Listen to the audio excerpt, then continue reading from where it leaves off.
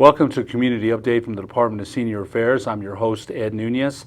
Today's title of the show is diabetes, and with us to discuss that very important topic is Mark Burge, who's the Professor of Internal Medicine, Division of Endocrinology at the University of New Mexico. That's kind of a tongue twister there. Doctor, thanks so much for joining us. Thanks, Ed. It's great to be here. I think, some of the statistics, which you can give us later, diabetes, again, affects, you just told me, 1 of 3 Americans, and 89 million people have pre-diabetes symptoms. 300 million people in the United States live here, in this country. And so, wow. Yeah. I don't know what else to say. And that's why we wanted to have you on, because then we're going to talk about, causes, preventions, things like that. It's always an informational show, and your knowledge is very important here today. Mm-hmm. So, and we're going to start off with, in your opinion, how big of an issue is type 2 diabetes in New Mexico? Now, you mentioned nationwide, but just here in this beautiful state that we love so much. Yeah, I'd be happy to talk about that. So we know, as you were just reviewing with the audience, that nationwide and worldwide diabetes is increasing. It's increasing because we've changed our lifestyle, we've become more sedentary. We, rather than going out and working in the garden all day or hunting for food, we sit and we do our jobs inside and we watch TV for entertainment. So our lives are more sedentary than for our parents or our grandparents. Also, our diets have changed. Food is cheap, and food that we eat now tends to be enriched in fat. It's very high calorie. So our diets have changed, and our activity levels have changed. And what that has led to is that we are more resistant to the action of this important hormone, insulin, and we're more obese as a society. We weigh more now than we ever have before, we as a people. So all these things lead to an increased risk for diabetes. And sure enough, worldwide and nationwide, the incidence or the occurrence of diabetes is increasing dramatically. Now, is New Mexico affected by that? Absolutely. We know that certain ethnic groups, certain racial groups are at increased risk for diabetes, and it turns out that people of Hispanic ethnicity have about a 2 times rate of diabetes as a non-Hispanic ethnicity. And certain races, like the Native American race, has up to a 4 times elevated risk of diabetes. So given that, like you said, we're fortunate to live in New Mexico. New Mexico is a place that is enriched in these diverse and wonderful ethnicities. But because of the makeup of our population in New Mexico, we are at an increased risk for diabetes, even higher than our surrounding neighbor states, Texas or Arizona or Colorado. So, yeah. Well, it is a bit of it's a lot to decipher, and it's like, yeah. Okay, I understand all those things, and you mentioned the diet, and we're much more sedentary these days, and I got the image of when cavemen hunting food. Of right. course, that's a long time ago. We're talking about prehistoric times, and but wow, that's a lot to wrap your brain around, and but I guess the other thing is this, for Hispanics, you mentioned the rate is a little bit higher. Is it, again, because of the diet and things like that? Can you explain why their rate is a little bit higher than others? I don't think it's fully understood why certain ethnicities have an increased risk of diabetes or an increased resistance to this hormone insulin. But we do know that part of the effect is genetic. So type 2 diabetes, which is the most important kind of diabetes, the most common kind of diabetes. Type 2 diabetes is a disease that results from resistance to the hormone insulin. And we know that diabetes has a strong genetic component. If you have one parent with type 2 diabetes, then you have about a 50% chance of developing type 2 diabetes yourself. If you have 2 parents with type 2 diabetes, then you better work very hard to stay thin and active, or you're going to develop type 2 diabetes. It's basically a given. So There's a genetic component in the Native American or the Hispanic or African, black people. All these groups are at increased risk for diabetes, and it's almost certainly due to genetics. But we don't know exactly the gene that's responsible for that. So you're still studying that. And Right. Those That's studies correct. could take a lot of years, and we understand that. But the other thing that I think what you said that really piqued my interest was the resistance to insulin. I mean, what? I don't get it. Okay, because insulin was pretty much used to treat that. That's right. And so, with the resistance to insulin, are they developing other things? As I'm sure they are, but why? Why is that resistance? And it's a question because Yeah. that was a full thing that they always used all the time.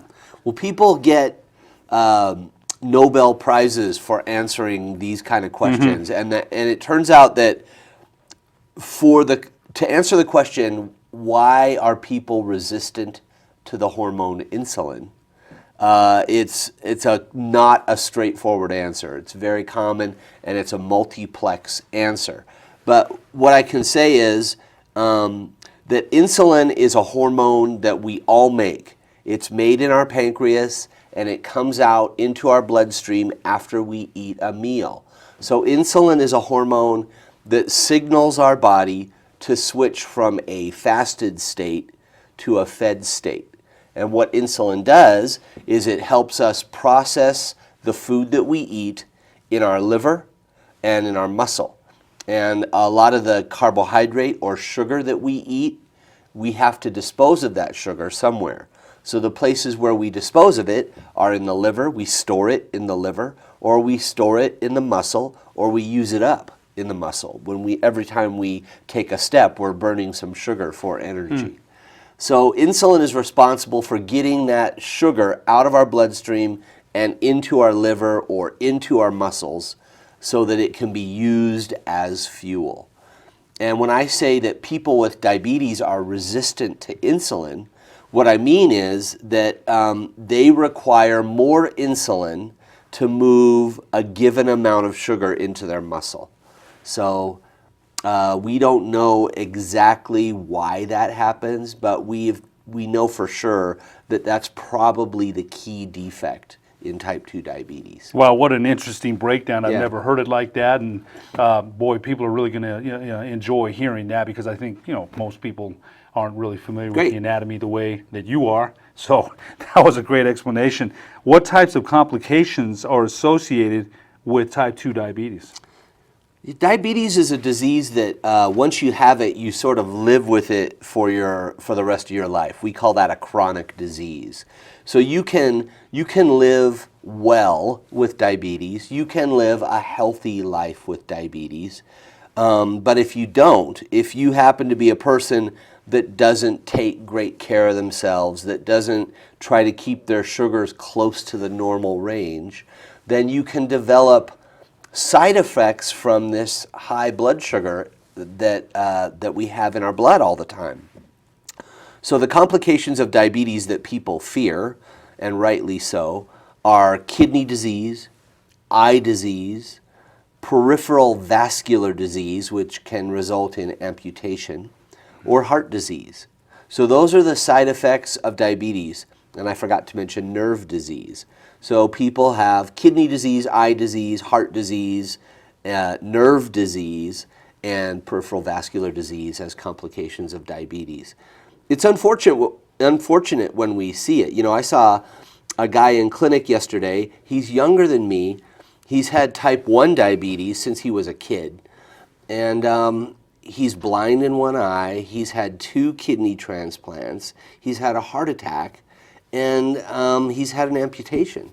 So, it's really, really difficult to see the ramifications of diabetes. So that's why you hear all these public health announcements. We have to nip this diabetes in the bud. We have to prevent this diabetes because it's a very expensive disease and it causes a lot of misery, So if we can sort of do a better job of taking care of diabetes, then that's what we need to do. And I think, again, you're studying on how to do that, and you're making people aware because the statistics that you mentioned are mind-boggling. To be honest with you, but that doesn't mean Americans have that fighting spirit. Right. They're not going to give up. That's And I right. know that's why you're again, you and your team and teams throughout the country are working on diligently on figuring out how to beat this, because it is something that you just, again, what you mentioned, the numbers, wow.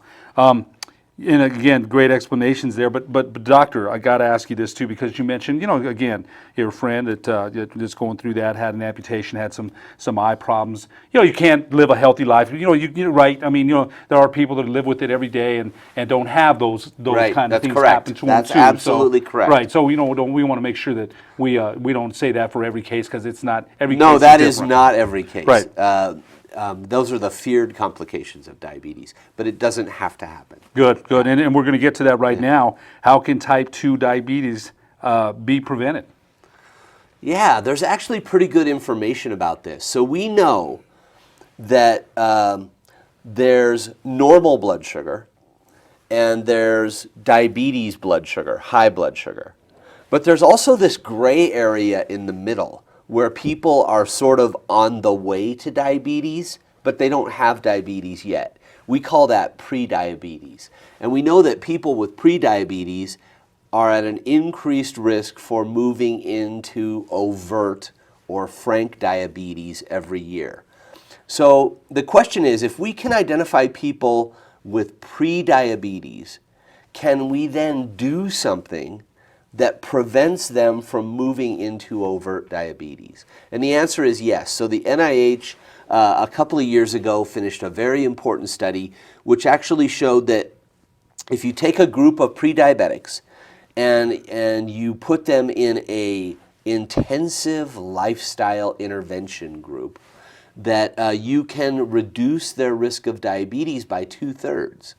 And what this group entails is reduced caloric intake to reduce their baseline body weight by about 6%. So if a person weighs 200 pounds, a 10% weight loss would be 20 pounds. A 6% weight loss would be about 12 pounds. So for a 200-pound person to lose 12 pounds, that's about 6% of their baseline body weight. That's one goal of the lifestyle intervention. The other goal was to increase their activity.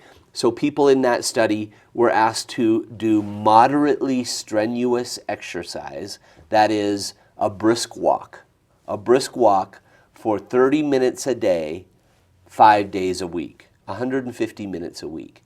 So the people in that group, over the course of a 5-year study, they had only 1/3 of the rate of progression to diabetes that people in the other group had, people who didn't lose weight, people who didn't increase their activity. So that study proved without any shadow of a doubt that if you can change your diet a little bit and increase your activity a little bit, you can really, really reduce your risk of diabetes. So we now when we see people in clinic with prediabetes, that's what we say. We say, if you can just change your diet a little bit, lose a little bit of weight, and increase your activity just a little bit, we can nip this problem in the bud. That diabetes prevention program that I'm talking about, there was a third group. There was a medication group. And so one group got a drug called metformin to try and prevent diabetes. And it turns out that the drug also worked to prevent diabetes, but it only worked about half as well as the exercise and diet group. So they reduced their risk of diabetes by 1/3. The lifestyle intervention group reduced their risk of diabetes by about 2/3. Wow. Excuse me. I think, again, a lot of these things that you're talking about are certainly within your own self-control, Right. as far as diet, exercising.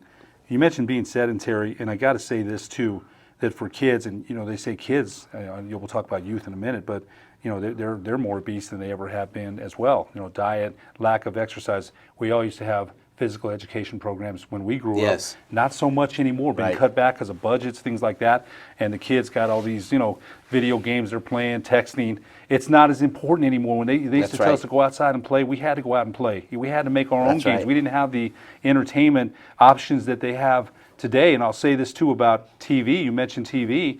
got DirecTV, 500 Yeah. channels. So it's becoming more on the other side where people just don't want to do the things. But it's within a lot of these things that you explain are within people's own control. Yes. Yeah, I'm laughing when you're talking about PE class because I was a smart kid in grade school, right? I got great grades. I was not the best athlete. So I have a lot of memories of PE class, and I'm thinking about how, well, if kids don't have PE class now today, how do they learn how to play field hockey or team handball or any of those other weird sports that we had to learn when we took PE in grade school? But those are really great memories for me, and it makes me sad to think that kids today might not get that.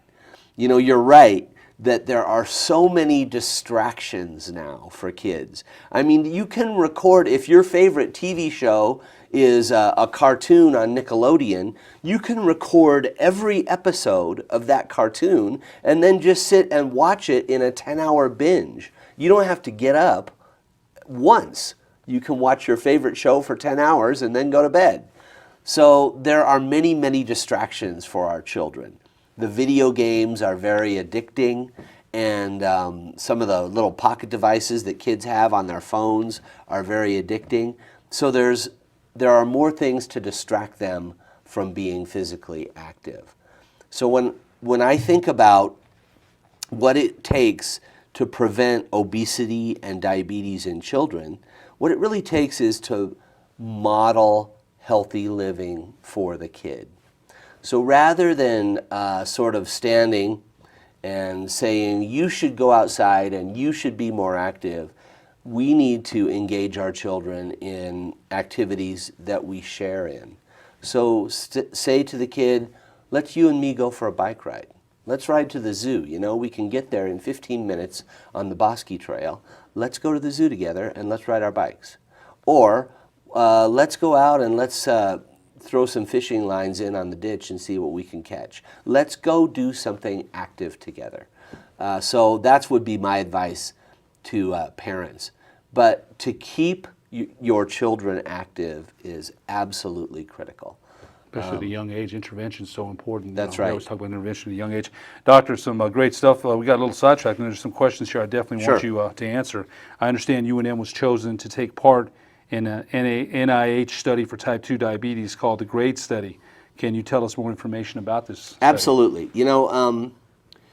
We at UNM, we like to try and do research so that we can expand our knowledge of disease. And we're really lucky to have a group of really great diabetes researchers at UNM, nationally recognized diabetes researchers. The person who's my boss, Dr. David Shade, is a nationally and internationally respected diabetes researcher. And he was fortunate enough to land a big NIH study that looks at the treatment of type 2 diabetes. So this study is called the GRADE study, Glycemic Reduction Approaches in Diabetes, the GRADE study. The GRADE study is unique because most NIH grants go for 4 or 5 years. This grant goes for 7 years. This is an extra long study. So people who participate in this study will get 7 years of benefits. And the study really asks a simple question. The question is, for people with type 2 diabetes, we know that metformin is the best first drug. So almost everyone with type 2 diabetes gets put on metformin. But we also know that diabetes is a progressive disease. It gets worse over time. So most people need to move to a second and a third drug, and many people might even end up on insulin therapy with type 2 diabetes. So the GRADE study says, after metformin, what's the best second drug to use? And it's an important question because there's currently no consensus on this. There are old drugs that are cheap, there are new drugs that are expensive, there are pills, there are injections. Which is the best way to go? Which drug controls blood sugar the best? Which drug prevents complications the best, and which drug prevents low blood sugar the best. So this GRADE study is a nationwide study. UNM is one of 28 sites across the country, and we are supposed to find 150 people who have type 2 diabetes and who are taking metformin who will be in our study. If people are randomized into this study, they will be assigned to one of 4 treatments. One treatment is insulin. That's an old drug. It's an injection. One treatment will be glimepiride. That's an old drug, but it's a pill. One drug will be sitagliptin. That's a new drug. That's a pill. And then there is exenatide. Exenatide is a new drug, and it's an injection. So we will then randomize patients into one of those 4 treatments, and we will follow them over time for the next 5 to 7 years, and we'll see at what rate they require a third drug. We'll see at what rate they meet glucose goals. We'll see at what rate they meet cholesterol goals. We'll see at what rate they lose weight or gain weight, and we'll see at what rate they have heart attacks or adverse events that we don't want to happen. So the GRADE study is a little bit tough to find people for.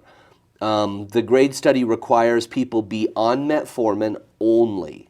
So there are lots of people out there who are taking metformin plus drug A, metformin plus drug B, but we need people who are only on metformin.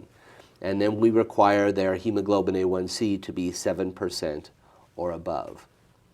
We have a really, really great research staff at UNM. We have Elizabeth Duran Valdez.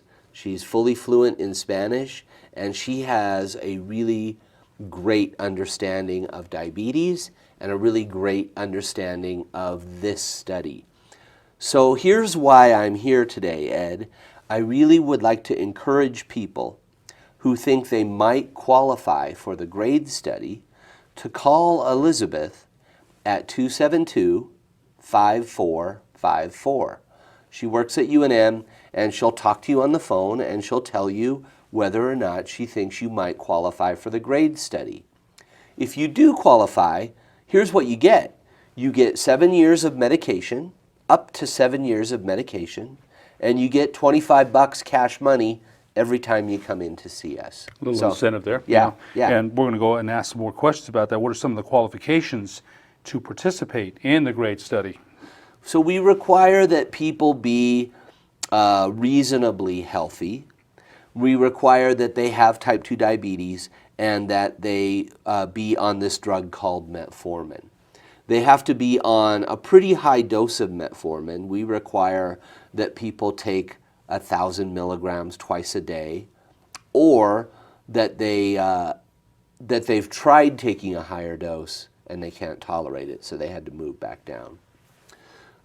We require that they not be on any other diabetes drugs or that they've never been treated with insulin before.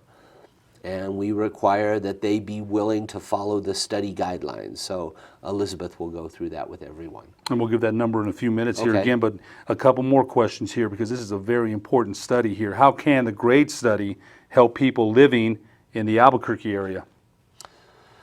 The grades. Here's the reason to get involved in a big study like this. You know, when we do research, we're not always promising. I guess I would say that we're not promising top of the line treatment. What we're promising is that we're trying to answer an important scientific question. So the GRADE study is trying to answer an important scientific question. What's the next best drug after metformin? So what people get when they participate in the GRADE study is they get access. They get access to some of the best diabetes doctors in the country. And they get sort of VIP treatment by the study staff. They get a direct line where they never have to go through the voicemail chain to leave a message to hear from their doctor. Someone actually picks up the phone and says, you know, Dr. Burge will call you before the end of the day and answer your question.